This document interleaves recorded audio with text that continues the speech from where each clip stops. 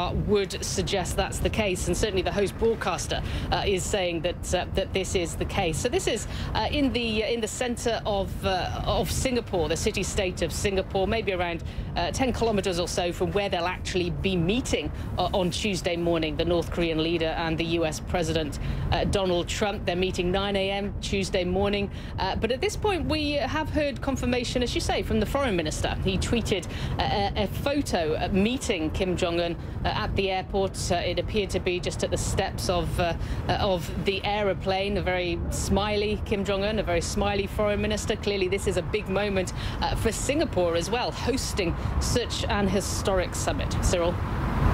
Yeah, Paula, I'm glad you said that. I do think it's important to remind to viewers that they are witnessing history in the making, and notwithstanding the outcome of the summit, we don't know how that will end up. We don't know what will be said between Mr. Trump and Kim Jong-un. Nonetheless, the very fact that a U.S. time for the U.S. president for the meeting as well with the Singapore Prime Minister Lee Hsien-loong, obviously important to have that protocol as well.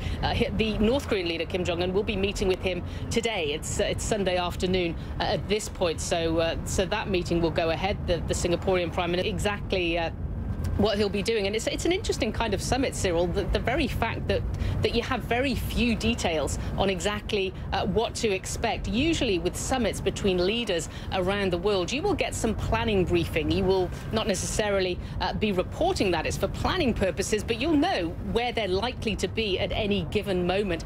With this, all we know is 9 a.m. Tuesday morning, they will be meeting. Easier to secure for these two leaders, but it's anyone's guess what will happen behind those closed doors. We don't even know what kind of press availabilities there will be, whether they will be giving statements. We heard from the U.S. Secretary of State Mike Pompeo. He's hoping there will be some kind of a communique, some kind of statement between the two leaders at the end of the day. But even he said it really depends on what happens, effectively on how they get on, if they want to have something to say, or if they even have something to say by the end of the day. Cyril?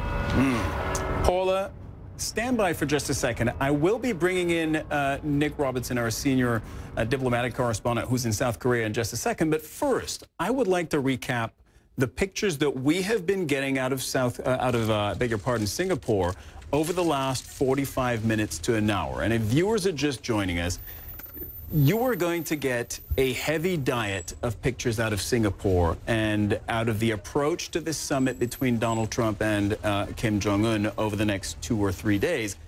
They have started to come into us. So first, let's look at the plane that landed about an hour ago now, maybe a little less than that, at Singapore Airport. This is an Air China plane. We believe this was the plane that was carrying the North Korean leader Kim Jong-un. Everything you're seeing here is, if not unprecedented, absolutely unusual for big international, big diplomatic summits like this one. So we are left to make a certain number of inferences. But you see the escort, you see the cameras, and you see the official car leaving Singapore Airport with the roads blocked off. Those are the pictures that we have for now. That and a tweet by the Singapore foreign minister, who confirmed what we believe to be the case, that Kim Jong-un is now indeed in Singapore and that he has been welcomed by the Singapore authorities. Next, we go to Nick Robertson, who's standing by in South Korea. And Nick, I asked you this in the run-up to the meeting. Have you ever covered a meeting that has been, or a summit that has been potentially this important, and yet about which you had so little information? And one that's had such an incredible drum roll, and one where both leaders show up a day early. It leaves space there for one to speculate that there might be an opportunity for some level kind of talks before they actually meet for real. That big photo opportunity on 9 a.m. On Tuesday morning. So no, I think it feels in the context of what they might achieve to be quite unprecedented. The style of it does seem to be unprecedented. President Trump comes off what was clearly a stormy G7 meeting, one that has gone not the way as he left. He's changed his mind about the United States signing that joint communique. So he's going to arrive into this perhaps with his world rocked a little bit. He went into the G7 taking a very, very tough position. His coming to this, one would expect, with an equally tough opportunity. You know, it's that businessman type speak, that language that says, hey, you want to do this deal? Well, you've only got one shot at it.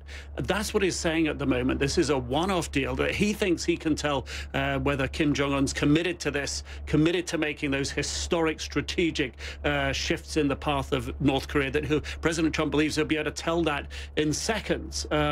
What do we take away from his ability to read the room at the G7? He complained that Prime Minister Trudeau of Canada was in fact meek and humble, but then spoke up and was much stronger and more critical of the United States later. Is that an indication he misread that room? So, you know, there's so much uncertainty, as you say, and it all comes down, it seems, to these two men. We don't know what's on the agenda. We do know there's been your opportunity, one shot. Those are the stakes. Yeah, and the U.S. president has also made it clear that he would trust his instinct. He said he'd walk in the room, and within moments, I believe he said it within a minute, he would know whether the North Korean leader was serious about denuclearizing. We'll get back to that in just a second, Nick. I want to go back to Paula. Paula, remind us why this is all happening in Singapore. Well, there was really a question as to where it could happen. It was taking a long time to be narrowed down. The key for both the U.S. side and the North Korean side, we're told by U.S. officials, was security. They wanted to make sure that their leaders were going to be secure. And what was important from the U.S. side as well was neutrality. They wanted a neutral spot that both sides had some kind of connection to. There's a U.S. embassy here. There's a North Korean embassy here. Both countries have a connection to Singapore. And of course, as we heard from the U.S. President Donald Trump, at one point he really favored the DMZ, and it was just after the South Korean President Moon Jae-in had that summit with Kim Jong-un and stepped over the MDL, the military demarcation line, into North Korea. They stepped back. It was picture perfect, and the U.S. President said he wanted that. Maybe he did want to go to the DMZ, but the Trump administration officials were very much against that. They thought that would be showing that he is showing deference to Kim Jong-un, that he is going to the turf of the North Korean leader. And certainly you would expect that would be how it would be played to the North Korean people as well, that one of the most powerful men in the world coming to North Korea to pay deference. So really, Singapore was a neutral spot, a secure spot that both sides were comfortable with.